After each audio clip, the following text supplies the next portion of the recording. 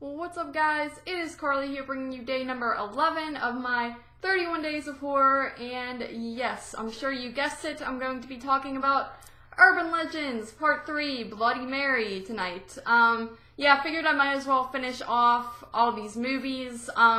With Urban Legends Bloody Mary, it's one of those ones that I had only seen one time when I was younger, so it's a complete blur to me. I didn't really remember it much at all, so I was kind of interested going into it to see how I would feel about it this time, and I know many people say it's awful, so I wanted to see how I really felt myself. So, Urban Legends, Bloody Mary, this is obviously the same as the other two, where it's kind of doing takes on urban legends, but this movie is mainly focused on the urban legend of Bloody Mary, which of course is where you say Bloody Mary's name 3 times in a mirror, and it kind of does a spin on that, and that's kind of the main legend you're focused on in this movie, as opposed to a million different ones. And so with that being said, this one takes more of a supernatural twist, where the other two are just your basic slasher movies, and that's kind of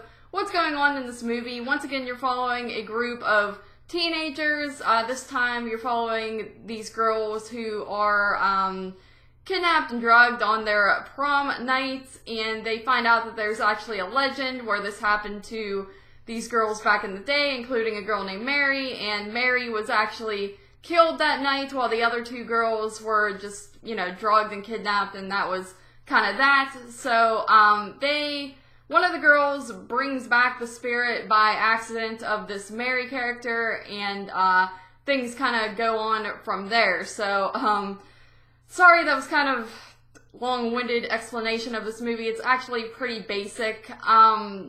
One thing right off the bat that I did not like was this one just takes a really goofy turn with just some of the kills.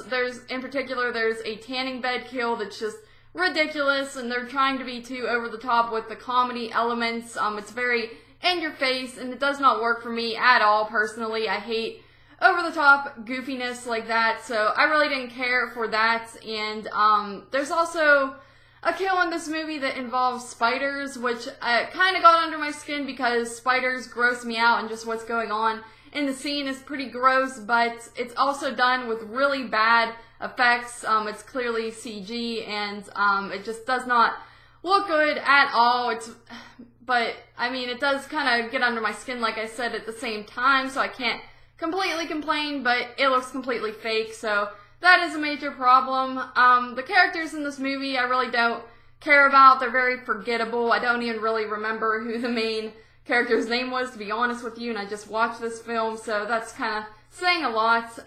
It does kind of give some minor callbacks to the first movie at points, and this is kind of a weird set of movies here because they're only related just based on urban legends and things like that. It's not like you're following some set serial killer where like you would be in like Scream or Halloween and stuff like that. They're all very different films, but this one is the most different because it is supernatural, and that's another thing. The supernatural parts come in with this character of Mary. She is kind of coming back in this ghostly type of form, and I think when I first watched this, it actually creeped me out quite a bit, but it just doesn't work when you're older and you're watching this. It just comes off as kind of cheesy and not well done, and it's also very similar to things like The Ring and I believe Stir of Echoes. That's what this movie kind of reminds me of. This came out in 2005. I think The Ring and Stir of Echoes came out before that, if I'm not mistaken, but there's scenes in this movie that are very identical to what goes on in those types of films, so I feel like they all kind of,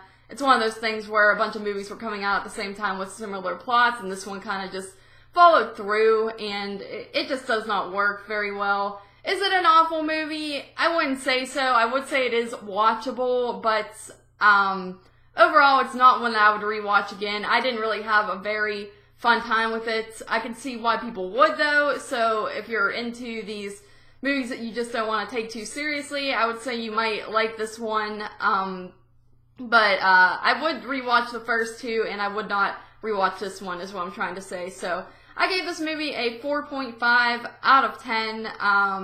Check it out, I guess, if you are into the urban legend films or if you're into goofy movies, but stay away from it if you're just not a fan of that over-the-top comedy and bad effects and things like that. So yeah, 4.5 out of 10 for Urban Legends Bloody Mary. Thank you guys once again for joining me for this review, and I will see you for day number 12.